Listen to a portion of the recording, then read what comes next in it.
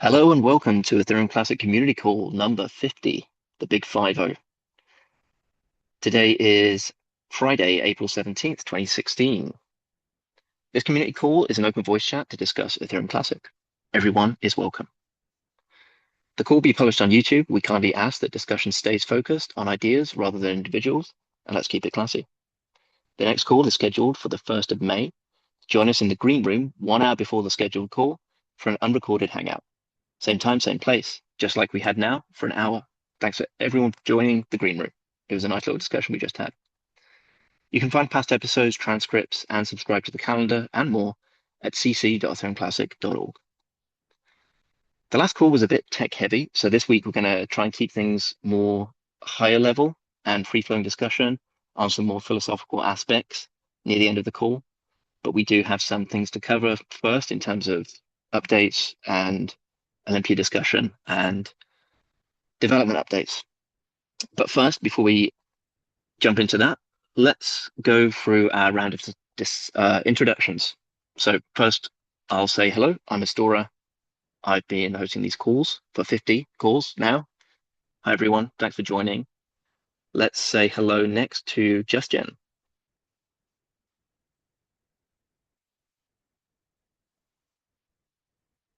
Justin, you're on mute. We'll join you later.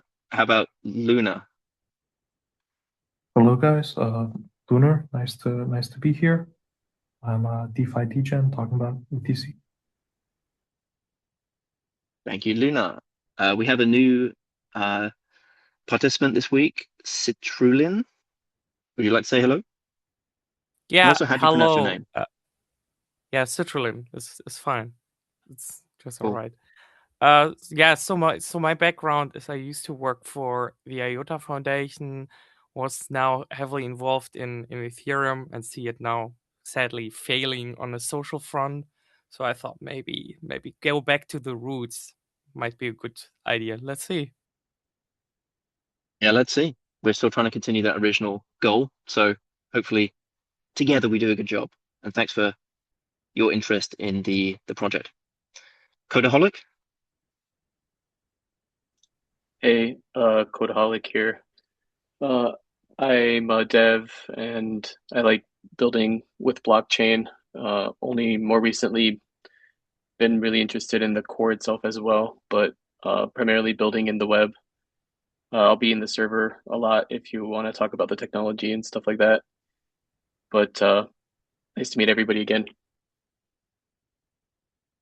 Thank you, Codaholic, and thanks for joining. And thanks for your PRs regarding quantum security and Elysium, which I believe we mentioned before the call that we might talk about again next week. So you have some time to prepare that. Sorry, not next week, next call, which is 2 weeks. Yep. How about Justin? Hey, what's going on, guys?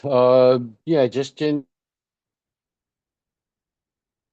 ETC supporter for it, and specialize in auto mechanics. You'll see. Cool. Thanks for joining again, Justin. Good to see you as always. Diego? Yeah, hello everyone. Diego here, core blockchain developer for the Ethereum Classic clients. Well, a few other things. Awesome. Diego, thanks again for joining. And I believe we have Luna. Yeah, Did I I did think I I introduced myself. Yes. oh, sorry. Okay, I think we got everyone. Okay. All right, thanks everyone for joining. And we'll just dive in. So I'm gonna add a new ETC in the news section in case there's anything that happens in the I guess somewhat mainstream media about ETC. And between now and the last call, there was an official announcement from Japan about ETC being specifically added to their green list, aptly named. And basically, in Japan, ETC is now regulated in a certain way that makes it easier to include on exchange listings, which is really nice. I'm not sure how many Japanese exchanges list ETC, but now it should be super easy because it has this seal of approval. So that's great news, especially if you live in Japan and want to use ETC. Next, pull request corner. So there's been no merges into the main repo since the last call, but there has been a lot of development updates, commits that are not necessarily merged, and some that have been merged, but just not in the main community repos. So we'll talk about that in the next section. I should also mention now that I closed the ECIP 1120 article that announces it because it's been basically open for a long time and it's kind of out of date now. So I think between now and the next call, we're going to make some updates to the ECIP 1120 dev website and also propose a new article for the website that hopefully is a bit fresher. And there's still been no update on the 1121 ECIP, which is about bundling a bunch of EIPs together into the next fork, basically, which was discussed on previous calls with Cody, the author. So since the authors are basically unresponsive to this, I propose that we create a new ECIP with the candidates that we discussed on the previous call, Diego. And I believe that that set is more aligned with Ethereum Classic actual mechanics because the 1121 has some things, as we discussed previously, that are maybe not so relevant. So I'll be working on that PR in the next 2 weeks as well. So let's move on to the ETC cooperative development update. And Diego, shall I let you run with these? Yeah, sure. I have some notes. Give me 1 second. Yeah, here. So yeah, on the last call, I mentioned that I opened a pull request to the Go Ethereum upstream for a situation that it's present into the POW networks. And thankfully, that has been merged. So I'm waiting for the next release of the Go Ethereum upstream, which is 1.17.3. And then I will rebase what I've been calling so far the Go Ethereum Classic client on top of that. And that one should run pretty well. I've been running upstream plus this fix. No, the previous release plus this fix has been working well for like more than 2 weeks. So yeah, I think that's good news, and I will probably promote it to testing so people can freely use it and hopefully report some feedback. Cool. Also, yeah, go ahead. Could I with the Go Ethereum Classic, do you have like a rollout plan in mind of when and how client users will migrate to the version, and what will the repo situation be with that? Yeah, I'm not quite sure about that. Honestly, I don't know. Same thing as with Nethermind. I mean, it will heavily depend on the users, on how much traction we can get with any of these clients. Probably, I mean, I don't know. Hopefully, people will start using some of these client more than, for example, I don't know, Gorgeth, which is the default option right now. We can make a more conscious decision about what to do with the future of Gorgeth, for example. But for now, I don't know. I'm just focused on presenting different alternatives for the users. My intention is to keep maintaining as many clients as I could. Hopefully someone else could jump in and will be interested into also maintaining these other clients. It's quite interesting. It's quite a ride. Cool. I guess are there any other people on the call that currently run Ethereum Classic clients? And I'm assuming you're using Geth, Core Geth. Do you have any thoughts if you are running clients on what's informing your decision making about what to be running?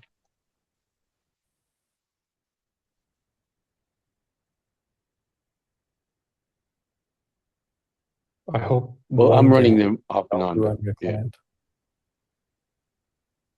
Justin, go ahead. Could you say that again? Yeah, I run them off and on because I gotta test some stuff and whatever. But like the motor test and all that stuff. So Mm. yeah, but it would And be a you lot. Like I'm trying to like because I was thinking maybe make a like an IDE or something like that, and then like so that it'd be easier for people to just connect and all that stuff. So instead of all the terminal stuff, but yeah. But that's a then cool idea. like I was yeah. I believe there's like already some kind of into IDEs for Solidity like Remix, if I remember Yes. correctly. And you Right. can Yeah. just That's point what that to I any. yeah, exactly. Yeah, that's the one I use as well, right? But two more. But yeah, I've been so Cool. busy. Yeah. Cool. Well, anyone, I mean, everyone should be running, in my opinion, a client themselves. So, I mean, to complete the whole blockchain experience and the decentralization and all that, and not depending on third parties. But yeah, Mhm. if any of you need some help on running any client, just ping me on Discord and or in Twitter or anything, and I will do my best to help you. I'm Which hoping one would one you day, any day say soon, then? Oh, next like 6. Oh, go ahead. Hello? Yeah, which one would you say then in a Kubernetes cluster in terms of client diversity? Which one should I Um, install? Which route should I go? Well, I will try to stay neutral on this, but I will personally try Nethermind these days. Because the Geth is so strong on Classic. It is, yes, but I Yeah, makes think sense. Nethermind deserves a really a good chance there.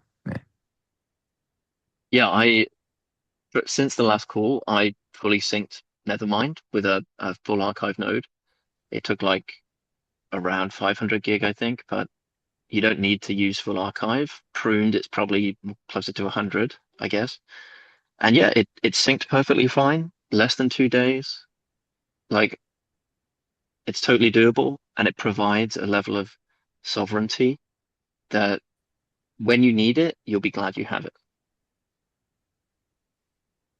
Yeah, I completely agree. And hopefully we'll have another option like this, like more upstream aligned version of a client with upstream aligned with Go Ethereum.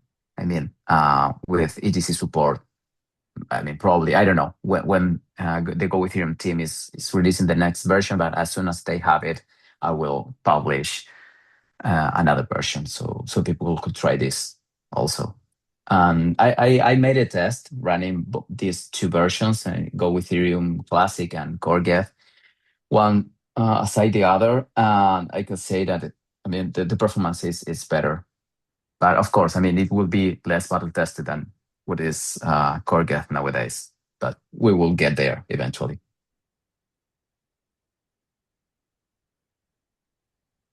Sorry if you already mentioned Um, this before, Diego, but the um, where are the performance benefits coming from? If they're both based on similar code bases, or is well, they like yeah, but they changed quite a lot since the okay. last upstream version from Go Ethereum from Core Geth to the current version of Go Ethereum. So, like for example, now the default uh, database schema is path based, and that introduced like many different I don't know, like optimizations around memory footprint and things like that. And I don't know, something they have changed something into also the sync protocol. I don't know. I think they maybe they are downloading more bodies in parallel or things like that that made the sync way faster with Go Mm. Ethereum Classic. But once I have once we get this the new release, I will publish the numbers. I will run again all this analysis, and I will publish the numbers. Cool. Was it Luna that had something to add? But yeah, I was just gonna say, I don't have like I'm traveling around right now, but I'm hoping I'll have like at least like a small mining setup and a node running on my own. Eventually in the next, I don't know, 6 months here, something like that. So that's the plan anyway. Awesome. Yeah, we will. It will be great to test one of these clients against real mining. So that will be awesome if you could run of any of these new clients. And when you're mining on ETC, like typically you're pointing to a mining pool, right? And therefore you're not really running the client locally unless you're fully mining. Yeah, solo just mining. for full blocks, right? Yeah. You're right. Gotcha. How much mining, like hash power, is there? Am I gonna be able to get anything if I'm solo mining, or is it too large? Well, eventually, it's hard to say, but eventually you should. Right. It depends how much equipment you have, I guess, and what your upfront investment is going to be. I mean, if you have like a decent number of ASICs, I think solo mining is realistic, but anything less than a fairly decent sized rig, then I think you probably just want to be part of a pool if you want more reliable profitability. Yeah. Would be my guess. Yeah. Well, now following with the client's topic, I kept trying to run making a Besu plugin for Ethereum Classic. For doing that, the first thing was to basically try to sync. And I found out a few problems with the current status of Besu. Those problems are also happening in Ethereum, the regular Ethereum. So I moved forward and I fixed the two blockers that I found there. I submit the two pull requests. Both of them are under review right now. Once those get merged, hopefully, then I will move forward and I will send the PR with all the abstraction that are needed into the Besu core to support plugins in the fashion of what ETC plugin requires nowadays. Because I mean, you will need like the ability to touch consensus and many things that nowadays the plugin abstractions of Besu doesn't expose.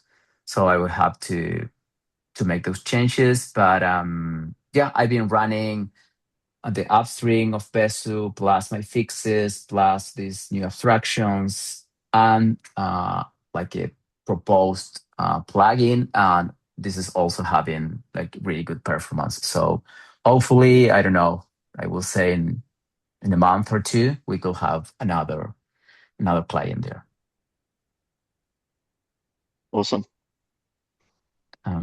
Yeah, and then in the more infrastructure side, I also sent a pull request to Safe for adding support for their newest or the latest contract versions for the Safe wallet, that we have this Catacomb instance run by the Ethereum Classic cooperative.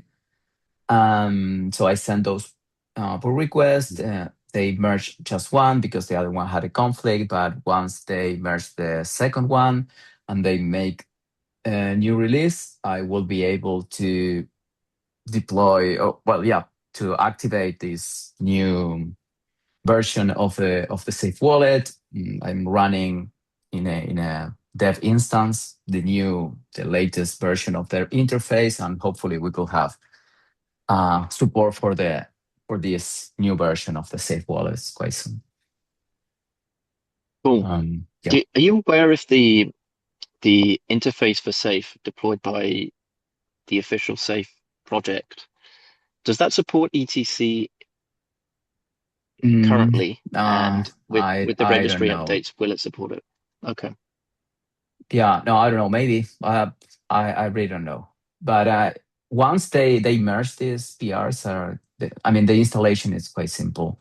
So, but I don't Yeah. know what they support. Maybe. I mean, they have in this new version this multi-chain thing. So that's Right. the new fancy thing that they added into this version. So maybe they have something there, but I really don't know. Yep. Yeah. I would assume that if they're having multiple chains, then you got to use them somehow. So that would be Yeah, adding but quite a lot of value.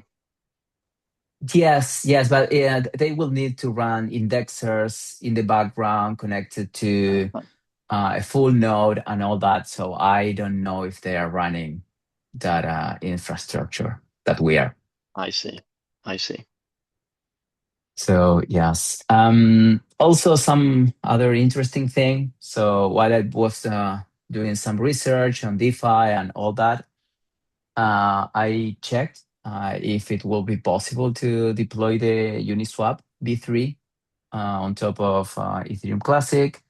Then I realized that they were not using Create2, so the addresses will be non-deterministic or like, dependent on having the actual keys for the deployment and matching that key with the right nonce to generate the same address. And then I discovered that someone uh, uh, got access to the original deployment private keys, and they deployed fake contracts on the very same addresses than in Ethereum. They generated contracts in the very same addresses in Ethereum Classic, but for draining the funds. So we published a thread with all this explanation in the X account of the Ethereum Classic cooperative. But the public service advice here is just don't interact with those contracts on Ethereum Classic. Very interesting. And this currently affects, I believe there's a couple of deployments already on ETC, right? Like ETC swap. And yes, I believe yeah, I Chris think Mercer is also maintaining. Yes, and also Hebe swap, I Right. think. Heavy swap. So those I two think contracts are now basically should be avoided. no. I mean, ETC swap or heavy swap are completely independent from these addresses. Those addresses that I meant were like the same address as in Ethereum. So Okay. the only problem is someone thinks that these very same addresses that runs the proper version of Uniswap in Ethereum are running the same version in Ethereum Classic. I see. Did you check the transaction history for that address on Ethereum Classic? Was there any people getting drained? Yeah. No, I didn't check. No, I didn't check. Okay. Hopefully, no. But no, yeah, I didn't check. I think there were a few tests from we could say hacker. There were a few tests if the exploit was working, and it was. But yeah, hopefully no one got into this trap. Understood. So the existing ETC swap contracts are perfectly fine to use. It's just make sure you're using the right contract address. Yeah. Yes, exactly. Yeah, just don't get confused by the address. Cool. Which is what you should be doing anyway, probably. Yep. Okay. Yeah, I think that's all on my side. All right. So thank you for the updates. Good to see things are progressing. And we now, I guess, have some different pathways we could go down in terms of what we discuss on this call. We could talk about Olympia, we could talk about some other future topics. but I wanted to first open the floor to the chat, see if there's anything in particular you guys wanted to talk about.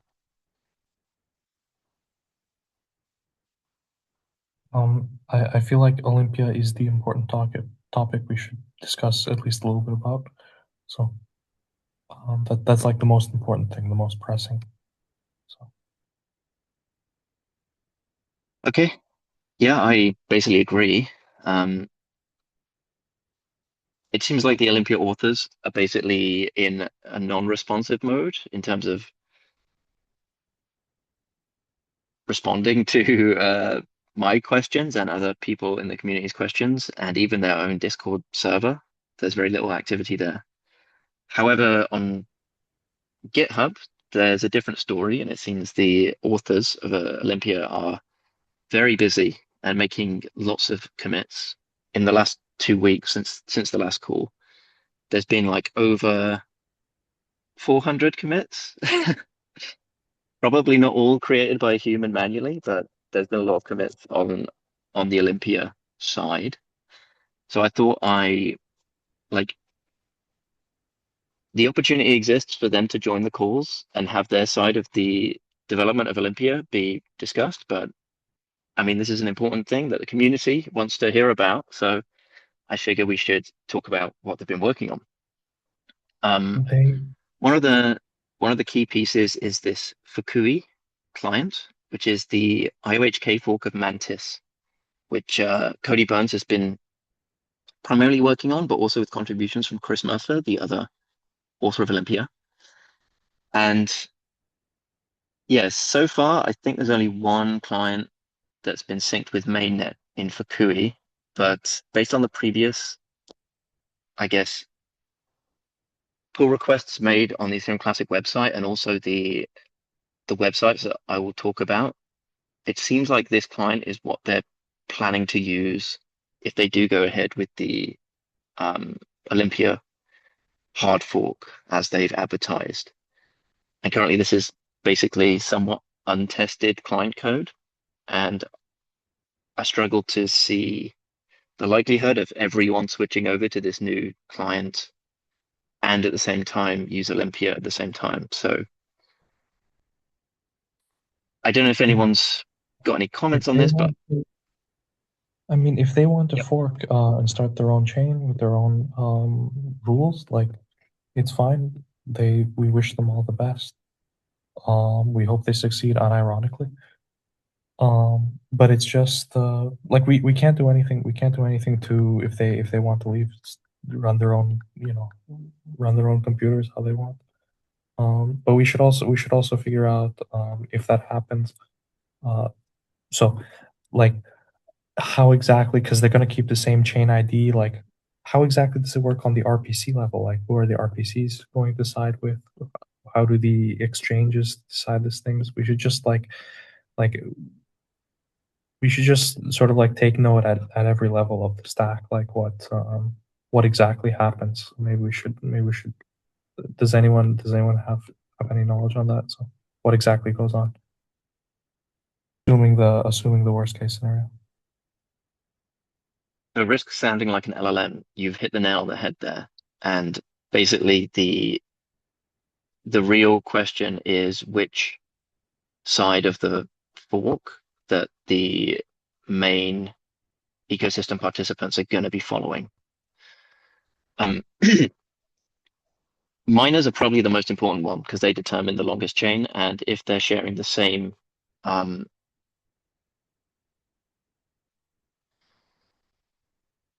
chain ID, then until there are Olympia specific, well, actually, that will happen basically immediately if the Olympia code is in because the logic will change. So if they have substantial mining, then this will allow the chain to exist to continue basically. But that mining is likely to be unprofitable unless they also get other parts of the ecosystem that provide that value. So I'm trying to think like basically they need the exchanges, they need the miners, and there's not many dApps or apps at the moment, so that's kind of less relevant. But yeah, exchanges and miners. And if there are some major mining pools that come out against Olympia, then that massively reduces the likelihood of a chain split happening, because it will make it clear that a chain split is not going to be the majority chain, as far as I can tell. What about the So RPCs? How do they decide if both chains have the same chain ID? How do RPCs decide? It's just done on. yeah, so it's up to them basically. If they stick on the software, stick on core geth, which is advisable, then nothing will change and we'll stay on non-Olympia. The RPC providers themselves will need to somehow advertise which version of the chain they're following. It's likely that Olympia will set up their own RPC service, like rpc.ethereumclassic.com or something, that will be running their version of the chain. And then people will need to opt into that to run Olympia. But this scenario of having the same chain ID is really ill thought through, if that is something that the Olympia authors want to do, because it will cause a lot of chaos and potential, I guess, potential financial loss, and maybe even, I don't know, let's not go there, but it could cause major problems for holders, for exchanges, for miners. So I think like the current best case scenario is that we just make enough noise and convince enough exchanges and miners over time to come out and be against this thing, because as we'll go into some of the developments as we progress, but it seems like it's going ahead from the two Olympia authors' perspective. And if it is going ahead, that means that they are okay with the chain split. So that is new information that needs to be shared with all participants in order to make them aware of things that they might need to prepare for, including replay attacks. So shall we go through some of these other updates? I don't know if there's anyone on the call that has any thoughts about, before we move on from Fukui, like the feasibility and the likelihood that there'll be enough people switching over to this new somewhat experimental client just to support Olympia, which is also experimental. And I just don't see, yeah. I can't imagine that this is in any way in interest in Accenture's like what is the like you cannot pull this off. The chaos, any exchange, any reasonably professional, legit, serious exchange is going to say ETC is not large enough to even worry about this. We're just going to delist them. It's as simple as that.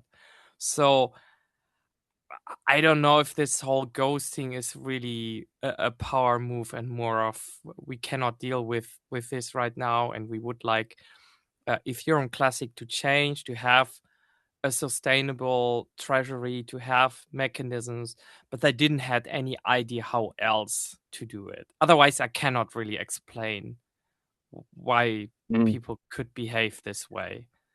And I You do posted bring up like a really good point.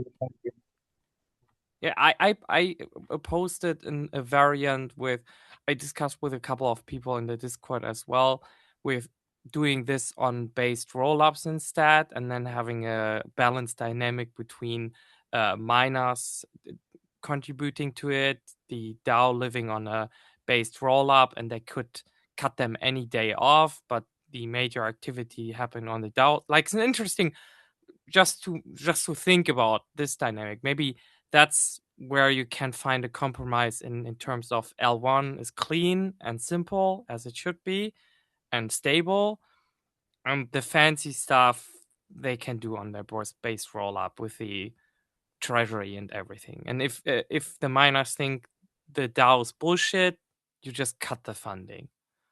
Something along those lines. Yeah, but you're right that they have to be willing to How would talk, miners, right? how do miners vote in that system? right? There's a number of problems so far. The major one is there's no discussion, which is annoying, and I wish they would engage in that. Secondly, like you did mention, an important point about like if they're going ahead with this and they're creating this like not FOMO, FUD, fear, uncertainty, and drama in Ethereum Classic, then like it risks exchanges just saying, fuck it. These guys, they don't know what they're doing. This whole chain has been like annoying over the years, and let's just cut it off and not bother with it. Which would be a massive shame. And this is the problem when you go ahead with things without getting consensus. Because yeah, it looks bad from the outside. I'm And like yes, you from my favorable interpretation here. It's like from also what I see, like an industrialized perspective in a way. Like just to give you a, a positive look on their perspective. The one guy works at Accenture, and the other guy is somehow involved, right? So in their mind, it could be that they're currently seeing, and also Grayscale, Ethereum failing massively on the social level, that they have managed to become this huge project and we have stablecoin liquidity, etc. But now they're getting captured by Deutsche Bank, JP Morgan, and whoever is involved, Nethermind, etc., Gnosis, and whatever. And they want to hedge their bets against something that is extremely neutral, code is law, etc., because they would like to have to some system, some template they can recommend their customers to move on in this whole blockchain world. That's a perspective to have here.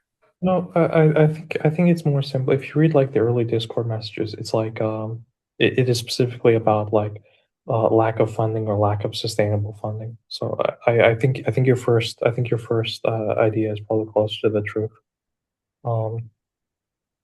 And yeah, I don't think that like Cody's employment at Accenture is actually really informing his decisions here. Like I'm going to give him the benefit of the doubt, and like I think he wants to solve problems truly.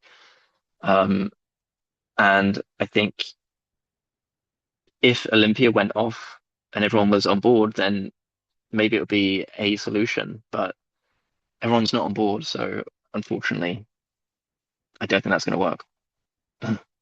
So and I mean, let me say, since this is a more like philosophical discussion, there's this sort of principle.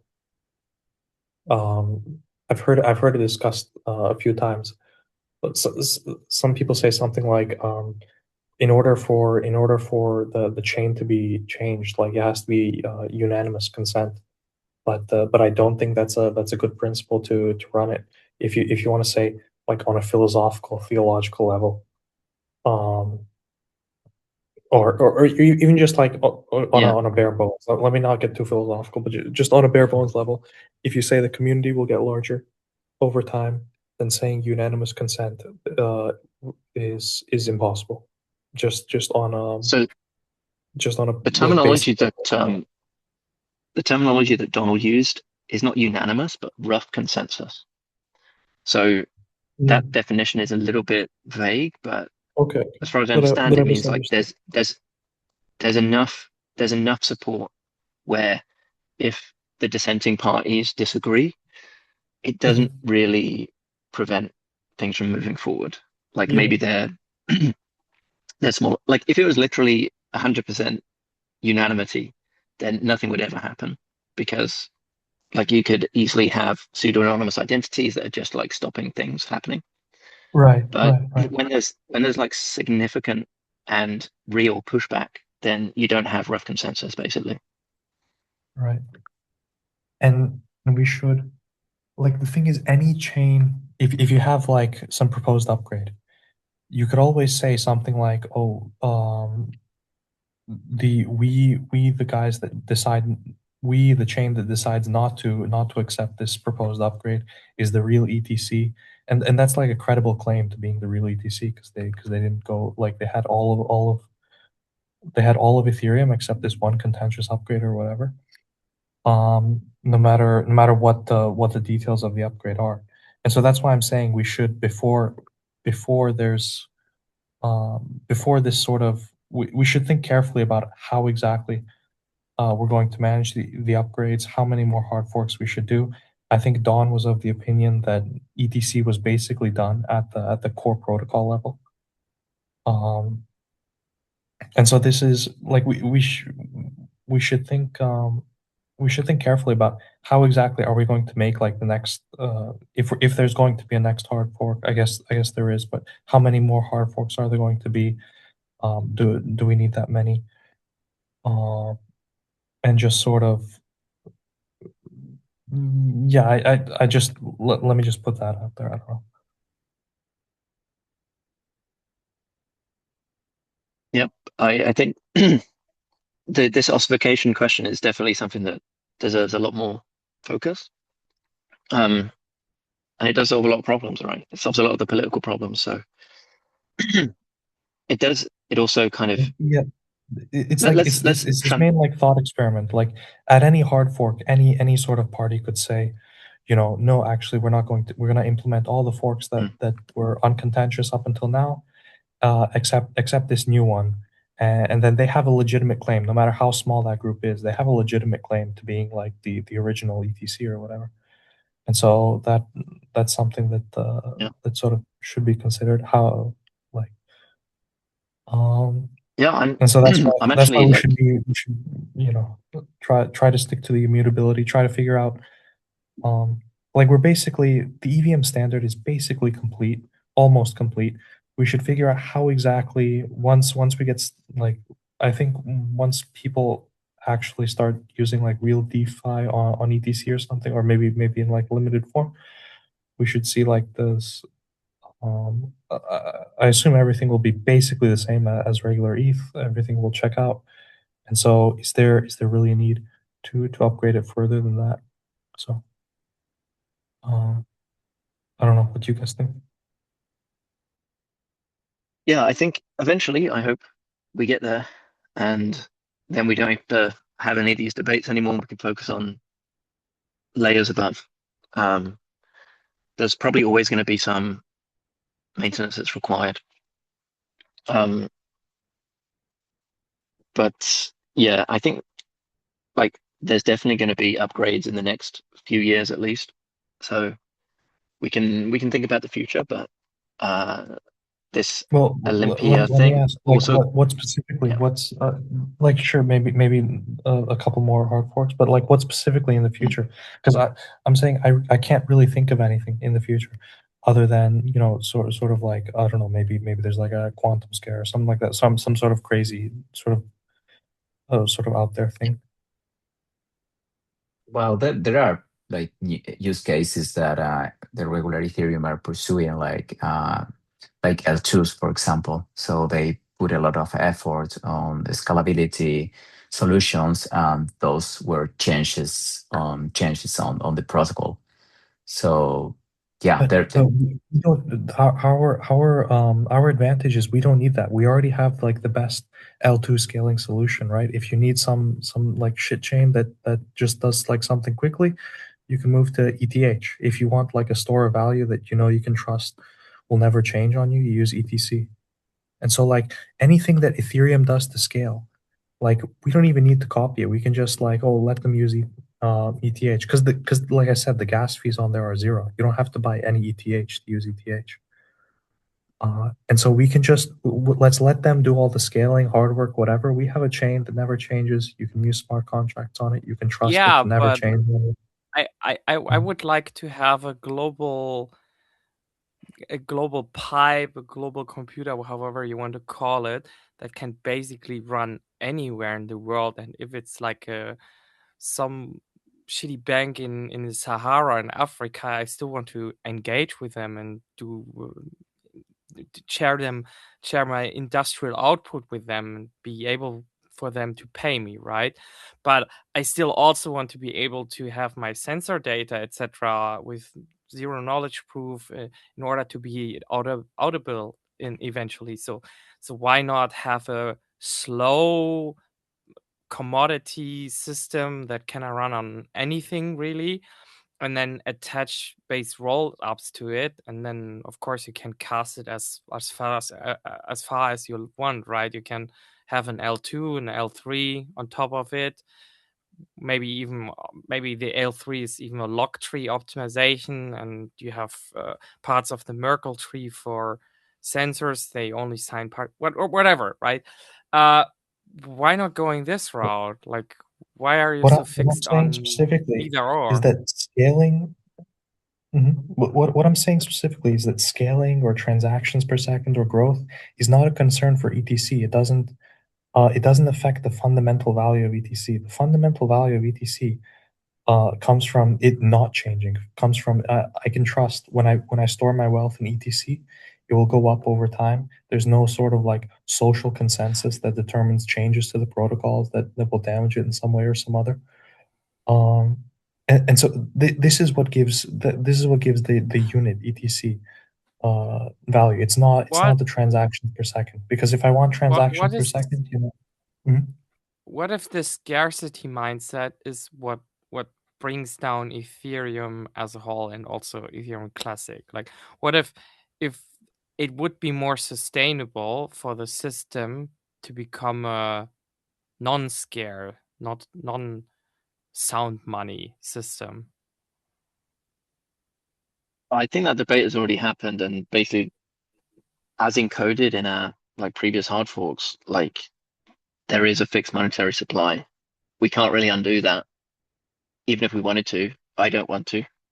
I think it's a mechanics that reason you don't emulates want to Bitcoin. is because you want the token to go up. Like there's plenty of schemes where you can have like a socialist, or that's like you can have different like monetary schedules or monetary supplies. But it's just in this particular one, like you don't want to change. You want to trust. Like I want to trust like 10 years from now, sort of the economics of it will be the same. Which is something I can't say for Ethereum.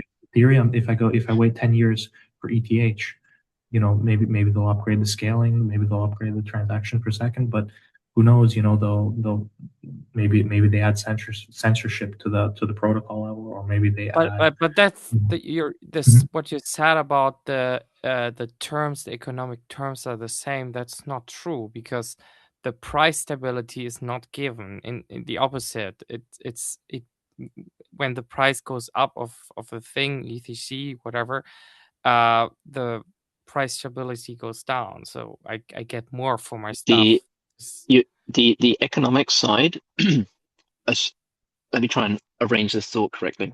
So there are objective things that we can embed into the protocol that are fixed and don't change, such as the supply curve. And there are external things that can fluctuate with world politics or whatever.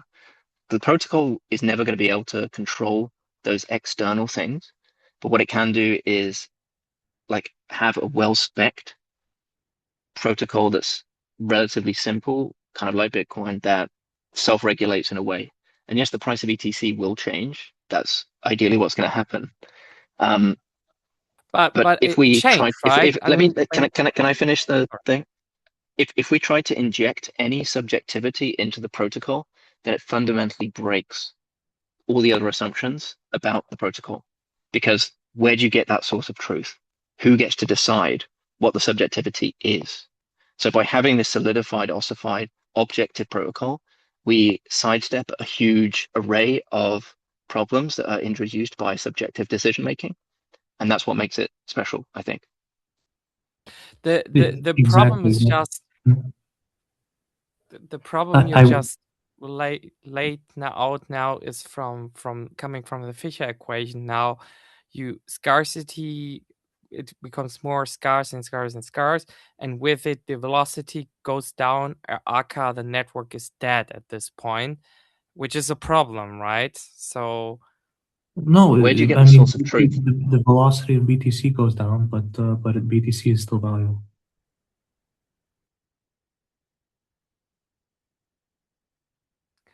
What I was saying is with the price of either ETC or ETH, it doesn't even matter.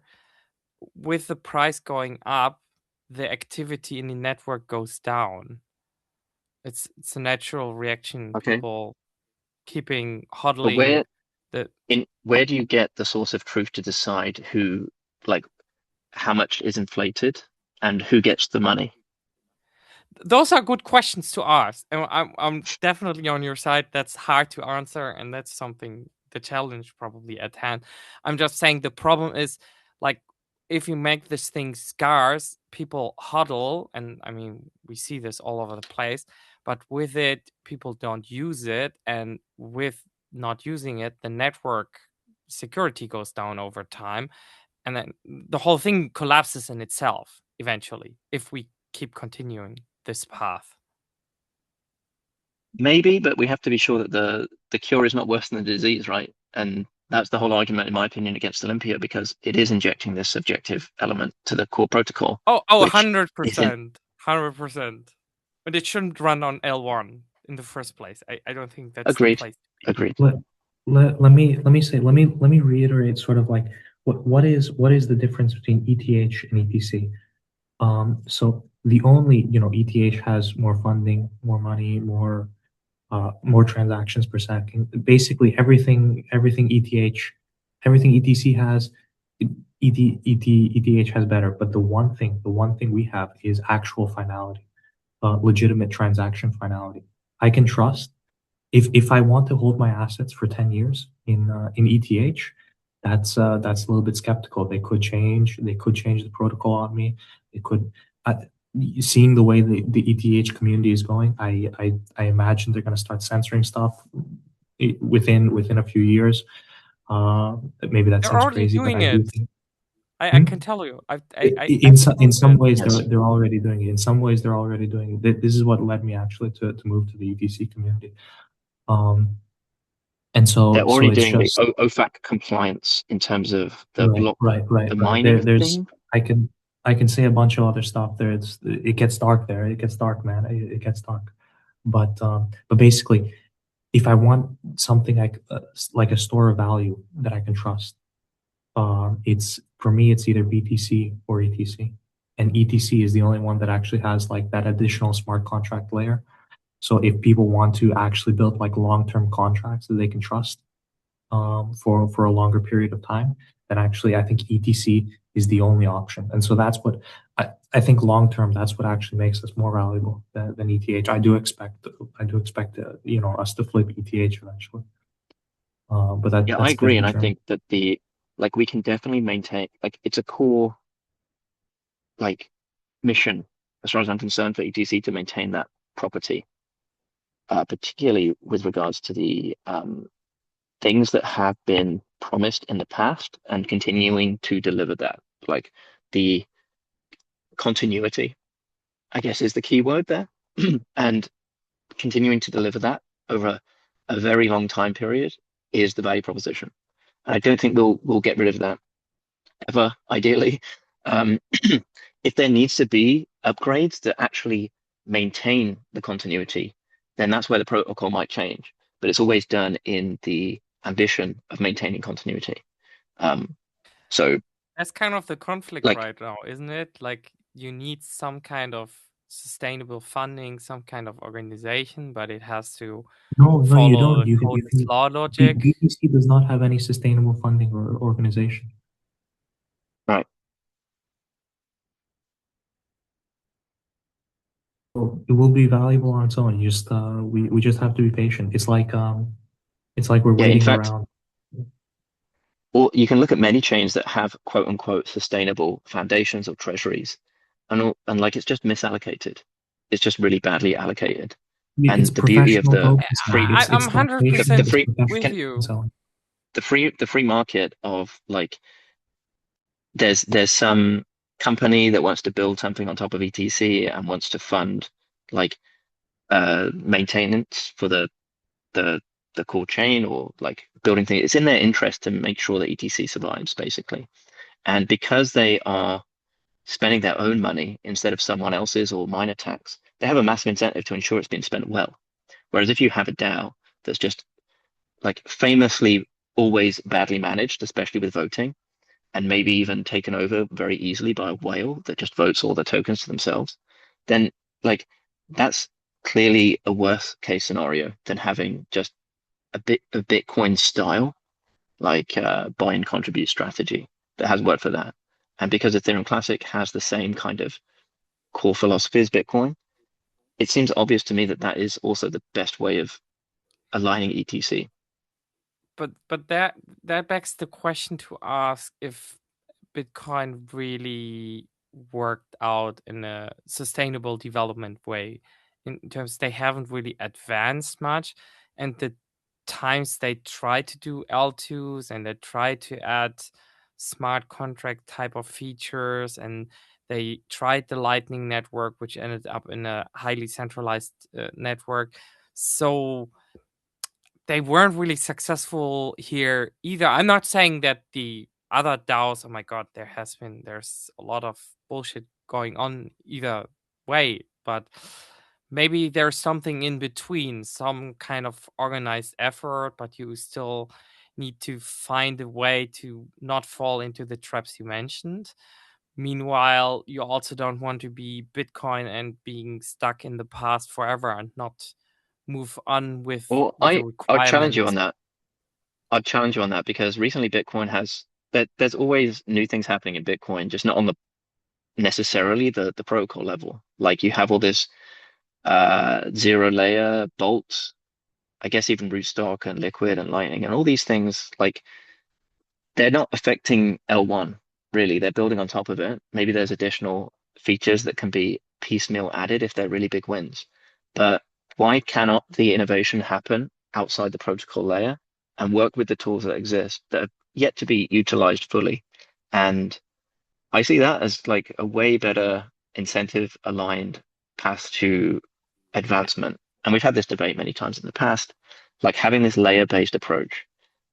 A, solves the political problem because you don't need to change stuff. And B, allows people to experiment in safety in a kind of sandbox without messing with the core chain. Yeah, but that's also not completely true because you're putting the complexity of consensus basically on a different layer. And now you have different actors. You have an L1 and you have an L2, and now you have to look how you balance those each other out because hey, at any point the L2 could also just split off into another chain. And if Yeah. that's the whole economic system, the whole L1 dies off. Like you're at the end of the day, you still should have some kind of bigger architectural view and have some kind of organization entity, whatever you want to call it, place maybe, where people can But organize and come together. Like you will always okay, end up I mean, this with that. Bitcoin has its own developer forums. We have this, like, we have emergent groups of people collaborating in open source and in Ethereum Classic. Like, there's no top-down decision making here.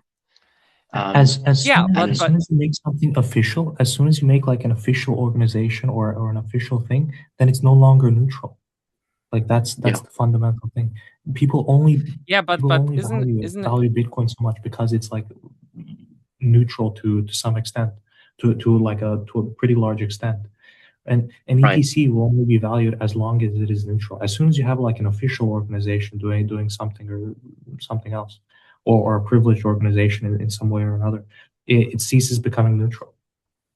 But isn't that Speaking of kind of? which, yeah, um, as much as I would love to continue this debate, I just wanted to get into some of the other things that have been happening in the Olympia development that are very related to what we're talking about. So with this, so Fukui is one of the main things, but there's also there are 4 websites that are being maintained and deployed right now by the Olympia project, I guess. So we have ethereumclassicdao.org, we have olympiadao.org, we have olympiatreasury.org, and we have ethereumclassic.com. In the last 2 weeks, there's been around 400 commits on maybe 300 commits on these projects. And you can check these out, but these seem to be giving us a preview of where Ethereum Classic is going to be going in the eyes of the Olympia authors. And I just wanted to highlight a couple of quotes from these websites that are currently deployed. So on Ethereum Classic DAO.org, which is the governance model. It's a 3-tier governance model, refining messaging around the DAO's relationship with ETC. It frames the corp as a temporary placeholder whose role is being superseded by the DAO LLC that's introduced by Olympia. And on the Ethereum Classic DAO.org website, it says, referring to the Classic DAO LLC, that every client decision, network upgrade, and emergency response has been coordinated through us, which I don't know where they're getting from, but that's what's published on their website. We have olympiadao.org, which is a marketing site for the Olympia upgrade. And they say Olympia is targeted for mainnet activation before 2027. So that would mean within the next 6 to 8 months. We have olympiatreasury.org that says that Olympia is in the final testing on the Mordor testnet. I don't know if anyone has been seeing any of those updates on the Mordor testnet, but it'd be good to see what that looks like. And we have ethereumclassic.com, which is a seemingly parallel landing site to the ethereumclassic.org. And on that website, it says, Olympia is Ethereum Classic's most significant protocol upgrade. 3 changes arrive in a single activation: Fusaka EVM alignment, EIP 1559, and a protocol managed treasury. So that's on ethereumclassic.com. So all these websites are basically making it clear that the plan is, before the end of this year, to have Olympia on mainnet and basically replacing the existing clients with this Fukui client that's currently in active development. So I think this kind of brings to the front the urgency, shall I say, in terms of how the community responds to this this effort by the Olympia authors, because these like over 400 commits in the last 2 weeks. They're serious about this and they're pushing it, and they're making claims that frankly are just not true. So just want to bring this to the attention. Yeah, I will say if they're saying January 1 next year, then it actually doesn't seem very urgent.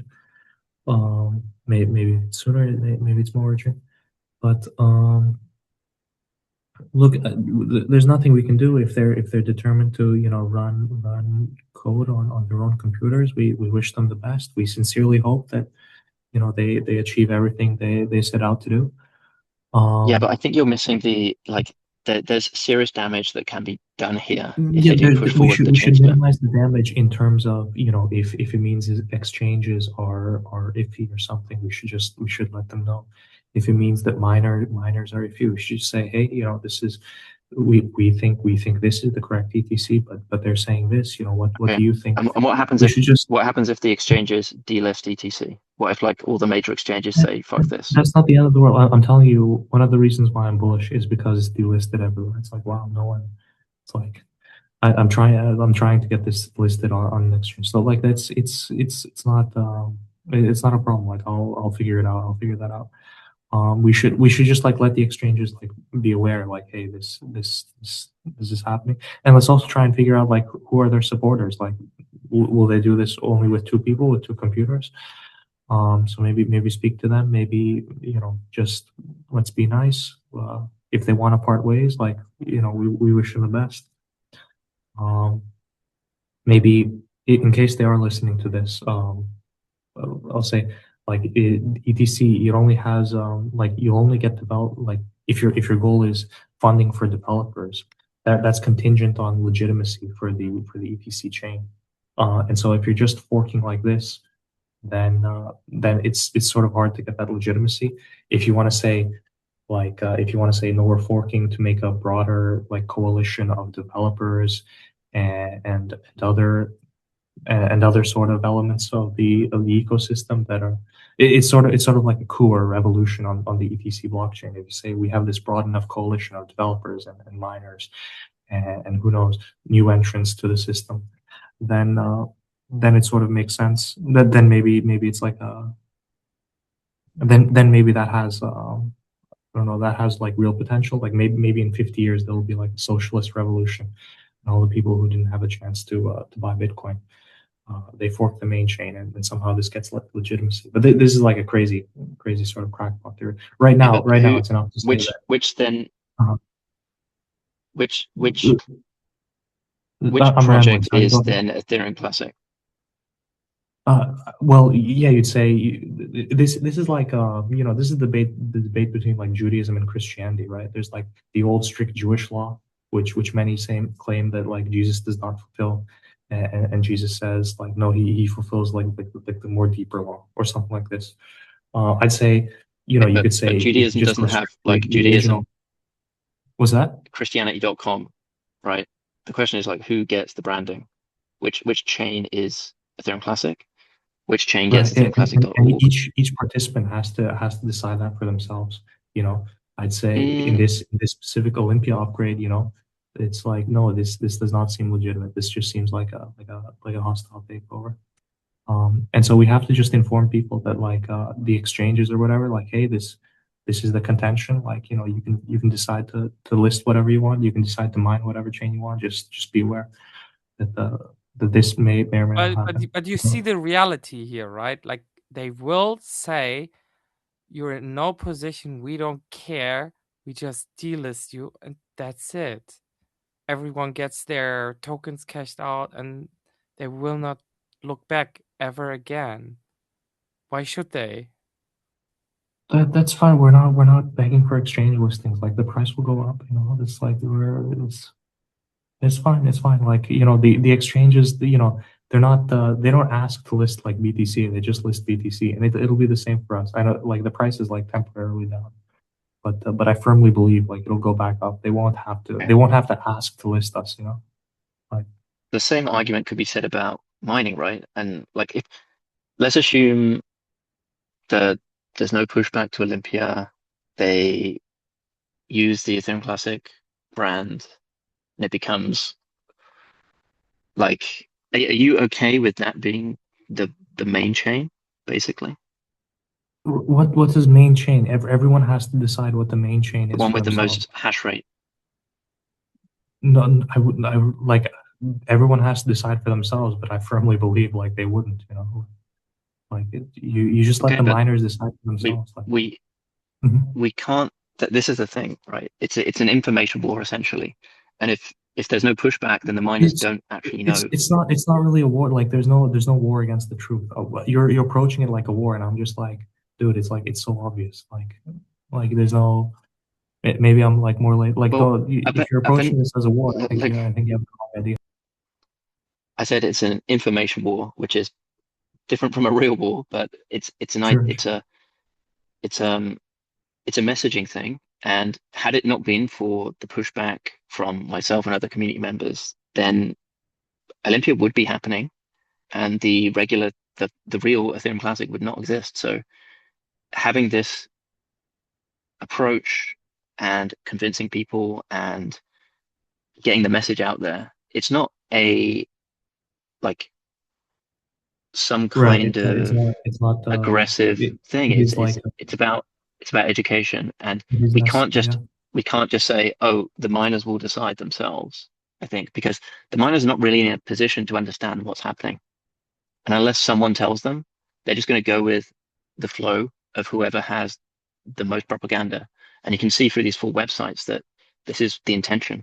Like they're making claims that this is what's going to happen, and that's why it needs You pushback, also basically. Because you also have to see that it may be in their interest to push for this themselves, because a DAO means development, it means more companies or people on the chain, more activity, more reward at the end of the day. So they may be inclined to just say on the surface to just say this is actually quite attractive.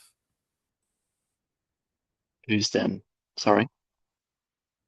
Like miners who just upgrade, who just run those for fun in their basement, who don't look too much in the fights, what is going on in the details.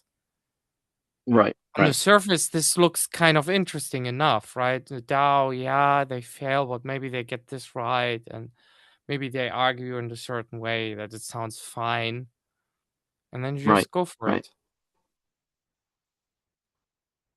Yeah, which is why like it's important that, I mean, if you want to use the the biblical references, then like spreading the message is important. Like the more people that are aware of the actual Yeah, issues of here, course, it's of course. like we can't just like rest on our laurels and allow it to happen. We can't just be like giving up basically on the original No, no, vision. I'm not saying giving up. I'm surprised. Like, let's like sort of a concrete question I have is what makes them think this is even feasible? Like, who exactly? Do we know anyone other than you know the few of them that are going to run this Olympia chain? Like, I do not, do but they so have the bullhorn of right, some right. uh some outlets and some Twitter handles. So Mhm. there's a There's a feasibility bit of there. SEO. There's a bit of an Yeah, SEO game. yeah. So look, it The seems issue like now is that, yeah. So go ahead.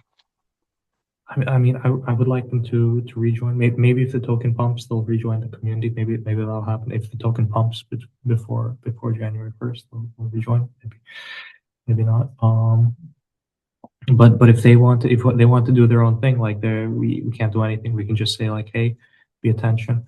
It's sort of like if you have like impersonators like sort of scamming you on Twitter. If you're like running a company and like there's impersonators, you can just say like, hey, maybe you know you don't call them that. You can say, hey, there's these guys that they run similar name thing, but we're different.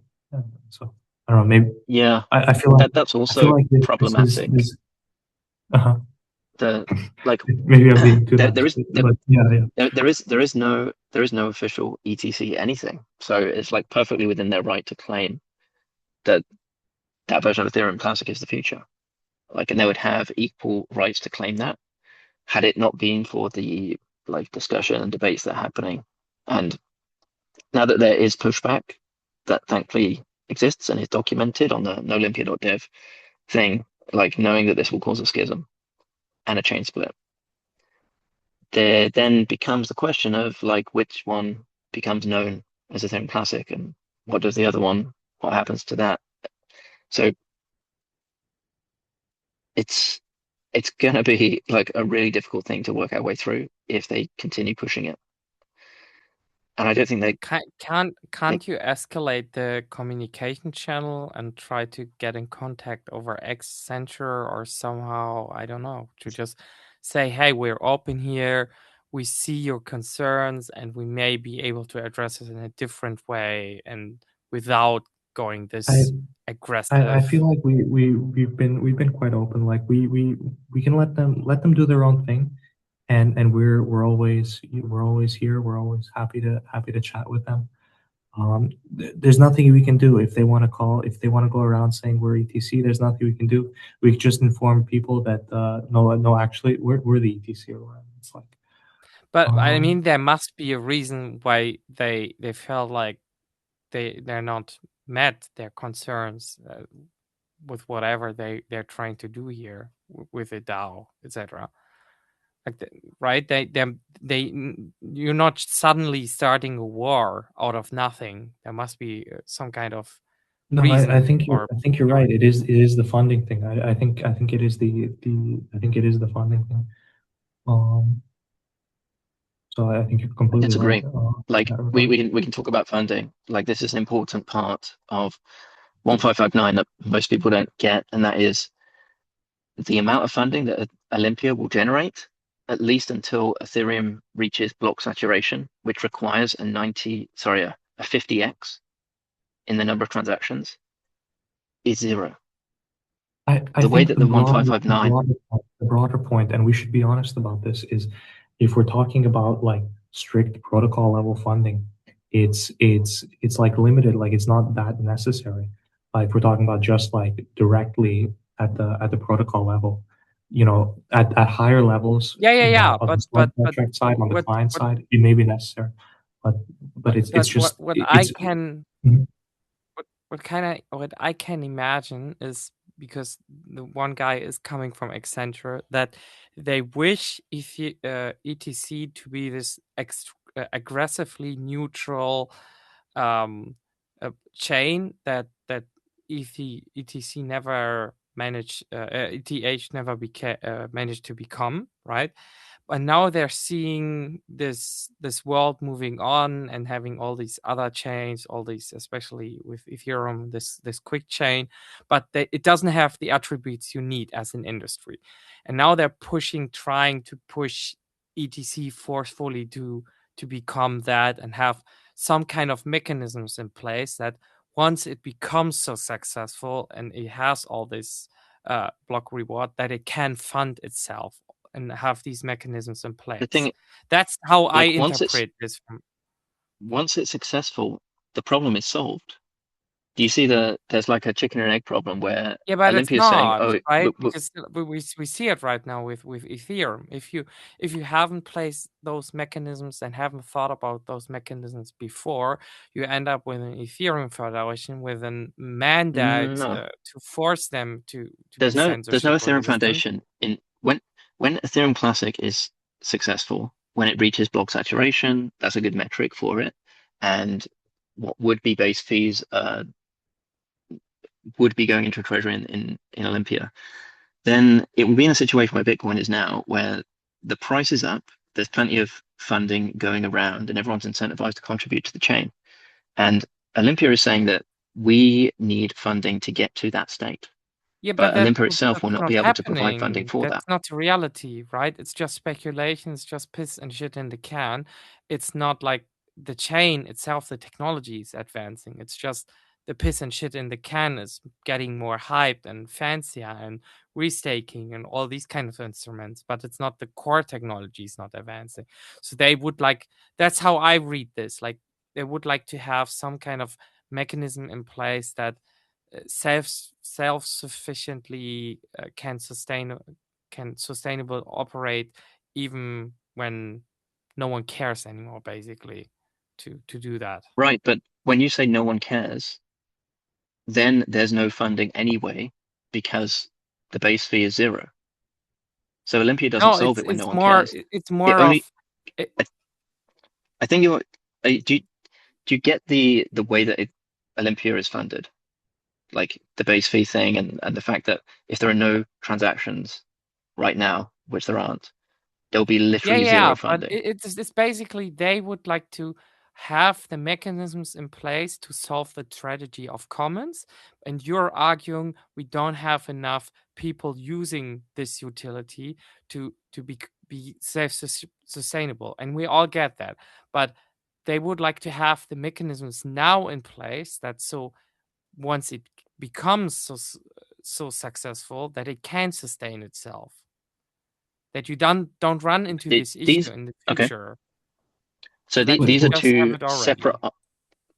separate arguments. So if they are arguing that we need to protect the future of ETC, maybe let's say for the sake of argument, 5 years in the future when there are funds, then that's one thing, and that means that Olympia doesn't need to happen immediately. We don't need to rush this. We can like methodically create DAOs, test DAOs in the meantime, because But if you switching just think about the environment, right? We have this situation now where Ethereum is the main smart contract blockchain and everyone is rushing to do Ethereum, everyone is doing stable coins, but we also know it's kind of a compromise project at this point and it's doomed to fail. So they know this risk, right? But they also are pressured to either way to push their customers onto one chain or another, and they would like to forcefully now to push Ethereum Classic to become that thing what Ethereum was supposed to be at some point. Do you see what I'm making? Is that what I mean? The whole environment not is really. pushing them to do it. It's all about the incentives. So you're trying. Can you maybe run that through again? So you're saying that these guys are trying to. You're looking at it from an isolated perspective. You're in the world of Ethereum Classic and you're saying like, okay, why does it have to be pushed right now when we can also just do it in 5 years, right? And I get it. I get that from your perspective. That's your world, but their Well, perspective is let probably me more. change that. Let me change that Yeah. because it's not just doing it in 5 years, all things being equal. It's like doing it in 5 years if Ethereum Classic has reached block saturation, at which point there won't be a problem anymore. So why would you implement this thing when there's no problem? Like It's like asking me, I have a cleaning business, why I want to have more pressure on the water pipes.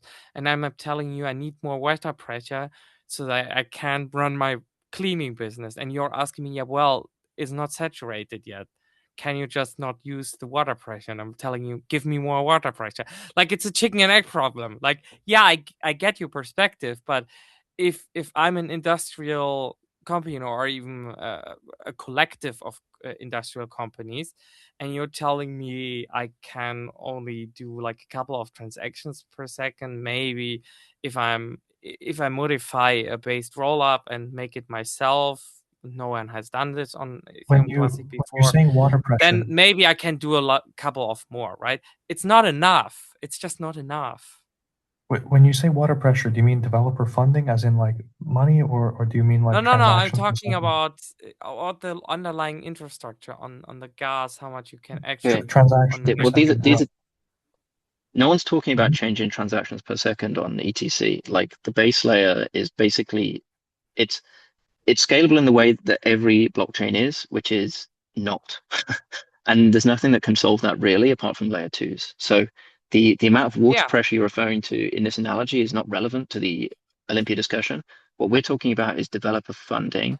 And my argument is that when we reach the point where blocks are saturated, developer funding is not a problem anymore because everyone's like the price of ETC is up and there'll be funding available through various different It's like mechanisms, BTC including the funding. It's existing like ones. BTC funding, right? Like but people just build on BTC.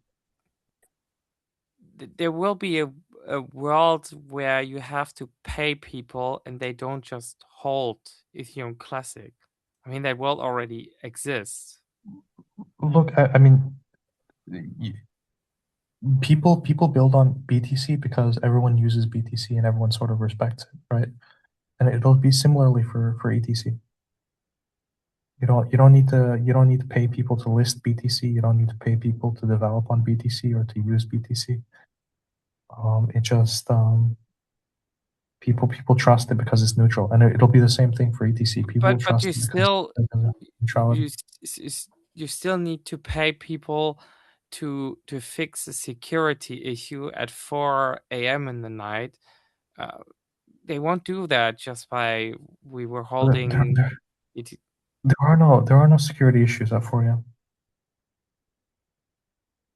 The point is there these scenarios happen in the real world at some point. If they They happen haven't on Bitcoin. happened yet, they will. It's exactly the same as Bitcoin. I don't understand why it should be different for ETC. Yeah, but Bitcoin isn't advancing. Like Bitcoin doesn't have smart contracts. Bitcoin isn't scalable. Bitcoin is actually centralized on layer 2. So it from any metric from what it was supposed to do is like you're arguing about the price of something, but that's not a metric to look at it how it's successful. It should be more how is it used in the real world for economic processes. And let's be real here, neither ETC nor Bitcoin nor Ethereum is used for anything serious Strongly in disagree. the I real strongly disagree. I industries. think Bitcoin's providing a lot of value to the real world in ways that we can't I really think Yeah, to pay quantify. the toll for Hormuz, etc. Yeah, sure, for a couple of things. But it's no, Well, not more the than that, thing we wanted to it's a do, right? backstop. That's not like when people claim, oh, Bitcoin's not doing what it meant to do, I feel like that's some kind of logical fallacy. Like no one really knew what Bitcoin was meant to do, and it's a technology, right? It's fire. Like fire can be used for many different things. There's no like correct or incorrect way to use it. There's morally correct, morally incorrect ways, but like I don't think the intent of Bitcoin really matters anymore in terms of what it's actually found its niche in But the world then for. what are we talking about? Like if it's not peer-to-peer cash, and if I can't use it for my industrial use cases now, and can't do my industrial DAO on ETC, on not on Ethereum, not on like, what are we doing here? What's the point? Digital gold? Like, yeah, sorry. Like, then I It don't need is to engage ETC with is a you. kind of digital gold. It is like a kind of digital gold, but you also have smart contracts. It's like golden enforceable smart contract. Like, imagine having to use ETC over ETH. Like, what kind of freak do you have to be to worry about like transaction finality? Like that's what we're talking about. If you're using I'm just ETC over telling you ETH, how it's it like, is. Like, no one in the industry will use your systems if you say digital gold. That's the thing. That's what we aim for. Just scarcity, and that's it. I can't do anything with it. Like, I can't That's not it. do it in We have real smart economic contracts. processes. We have smart it's contracts. It's the Bitcoin plus digital smart gold plus contracts. the smart contracts. It's the But digital the gold plus the smart underlying contracts. It'll never change. but the underlying infrastructure is still limited and based on an gold standard principle at the end of the day, or even So, but deflationary you're principle. arguing for changing the monetary supply. You're arguing for things that are just completely Yeah, outside the Overton window in ETC's entire history, basically. So, I think like either there's a misunderstanding of what ETC is about for its entire history, and then like maybe some integration of those ideas in terms of like the Austrian economic side and like really the BTC plus smart contracts idea is part of the DNA. And if you want to change it away from that, then that's not ETC anymore, really. Even the Olympia people would agree with that. So it's you're trying to argue for something that is just not compatible with this project, I think. so it's supposed to just die out of scarcity, and that's just it. That's the No, vision. I mean, look, if you want to like feel free, like pitch the idea. Keep like, if you find enough, like, people will have to fork off, and or even not fork off to. But it's just like, it's, if you're talking about, yeah, changing the monetary supply, it is kind of like a wacky idea. It is kind of out there. I'm not saying like, if you make so your argument is if it's too scarce, then the network will die out. Is that sort of the argument? Yeah, because I just people say, will hold back and hodl and not use it in transactions, which we already can observe in any of these systems, and that's it. The And they alternative is will just worse. stop using it. That's the whole reason. The whole reason we have this in the first place is because the alternative introduces subjectivity, which introduces a whole host of other problems. Politically, meet space capture. Like you need a foundation to decide who, like, what this new inflation rate is, and that's the trade-off that's intentionally made by ETC and Bitcoin, where you have this fixed emission curve. It's fixed because then you don't have to decide it anymore. It might not be perfect, but that's the trade-off that's made. And everyone understands that. That's why Yeah, they use the protocol to the extent the they do. trade-off is you're not advancing anymore. That's the Sure, trade-off. that's fine. Can you be specific? Like, what, when you say advancing, like, what do you mean? There's no economic activity anymore. Scarcity will always lead to people holding back because it's eventually worth more, and the economic activity will go down. Investments will go down. Advancement will go down. But you're using Okay, advanced. but If you that's just mean like, if by advancement you mean Innovation. economic. People will No, stop investing in stuff. it's not The supposed to be an innovative circulation, chain. The the innovation happens on velocity. ETH L2s. right. It's not supposed to be an innovative chain. It's supposed to be something Here's you here's store your value. It's not here's supposed to be another an innovative. extremely popular that's used all the time protocol that does not change much at all is IP, like the Internet Protocol itself. Like IPv4 hasn't changed in a while. If it has, it's incremental updates, but it's still extremely valuable, extremely useful, and extremely popular. So if Ethereum Classic becomes something like IP, then I think that's a win. And just because it's not changing all the time doesn't mean that it's a failure. But it has all the downsides of Ethereum with nothing of the upsides. Like, What are we doing here? No, it has the one upside. It has the only one upside, which is the transaction finality. Our only upside is that this does not change. You can trust ETC to be the same 10 years in 10 years. Whereas ETH, who knows what they're going to do with it. There's also many other benefits, like it's a diversification of security. Like we have proof of work, we have this fixed emission curve, we don't have a foundation, and we have this principles-based decision-making process that has led us so far into a position that is not the best that it could be, agreed. And it might take time to reach that block saturation target, but it's a position where we, by not changing much with little effort, I think can yield massive amounts of success. And that doesn't require treasury, it doesn't require foundation, it doesn't require all the other trade-offs that have been intentionally made by other chains that will eventually lead them to their demise, as we've talked about previously with the DAOs and other projects that have this central foundation that get captured and abused and misallocated. So ETC does not I'm have that. And if 100% with you on that front, but you're seeing it like black and white, like but the other side, what you're the presenting Olympia side requires is like, yeah. What you're presenting requires a foundation. It requires that subjective decision making that is the downfall of other chains. Yeah, but you're seeing it like a black and white. You're hearing DAO and it's immediately, oh, it's evil, it's a limited, it's whatever. They're doomed to fail. And the other side, this Chris had said with Olympia, they're trying to force you down a throat, an old DAO model we have tried in this industry 100 times that is most likely going to fail. So why there must be something that is more code is law a perspective where you bring way more stuff on chain and also create this more sustainable environment with a DAO organization, whatever you want to call it. The code is law thing only works if the social layer does not change underneath it. The code is law thing only works if like we agree to run the same code, right? If the people are virtuous, because there's people at the end of the day running these machines, right? And if you start changing the code at the social layer or at the protocol layer, then the code is law thing just becomes that. Then it just unravels. Then it's just like, okay, everyone's running their own machines, and you're back into like pure anarchy again. And so it's like it has to be immutable. The code is law thing has to be immutable. That's why I'm so against like protocol upgrades in various forms. Like the code is law thing only works if the code is immutable and you can trust it to be the same. Yeah, I'm 100% with that. But that's what I mean. Like, but if you're adding upgrades, if you're changing it, if you're adding innovations to it, if you're adding like major innovations to it, then it's not immutable anymore. Then you're changing it.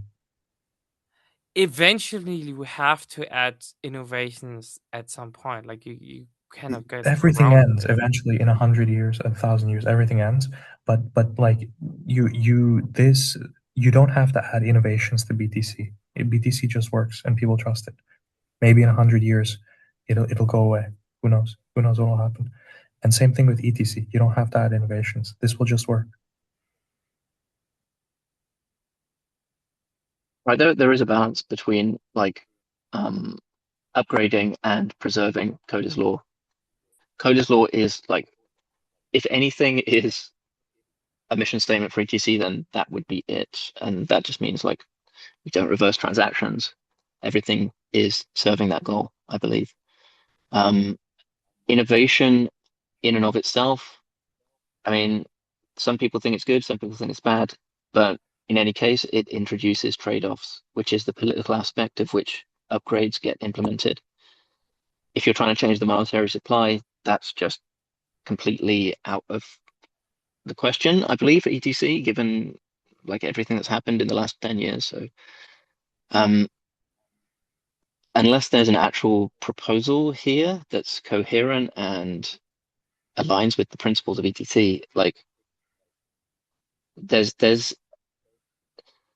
a domain that we can work within. There's a framework that makes sense, and certain ideas are just not like compatible with that. So to be fair, we're all crazy people on the internet. We're all of us here are like crazy internet weirdos. So like, but we're open to all the crazy ideas. So, I mean, yeah, I mean, it's quite crazy, like changing the monetary supply.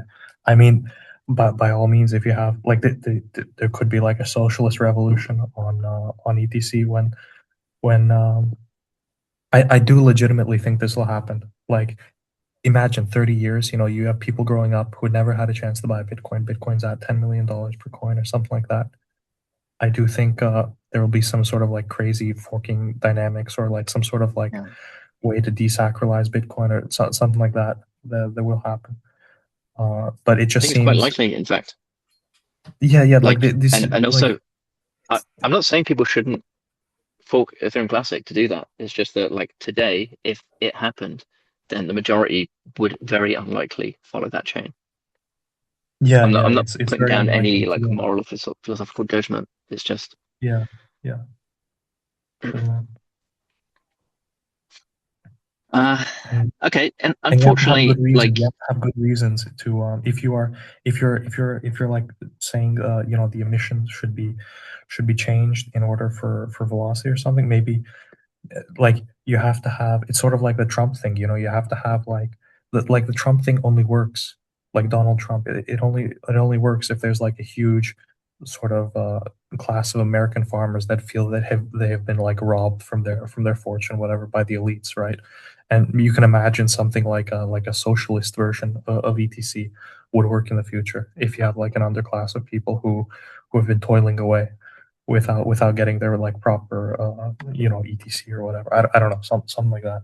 But it seems like quite out there. No, I don't know.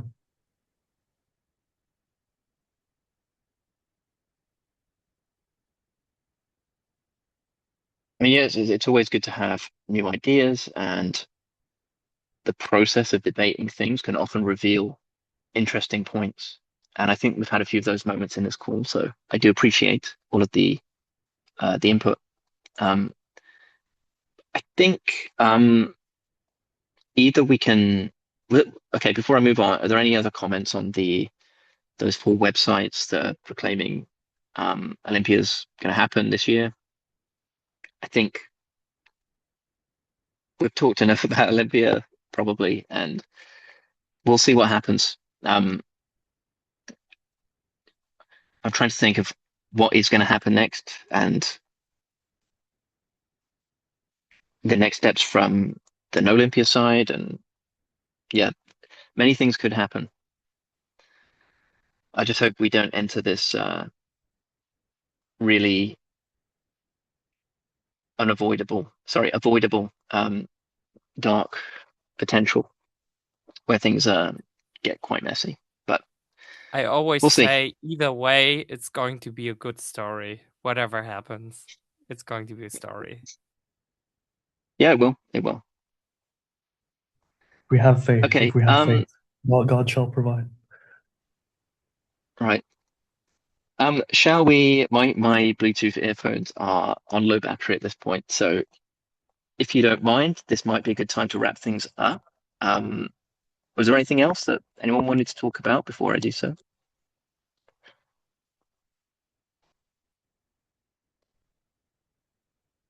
Okay, well, with once again another long and interesting community call. Thank you everyone for participating in this call. The transcript and everything will be uploaded to the ETC Community Calls website, and thank you for joining this time. We'll see you next call in 2 weeks on the 1st of May. And till then, take care, stay safe, have a good one, keep it classy. Thank you. Thanks everyone. Take care. Goodbye.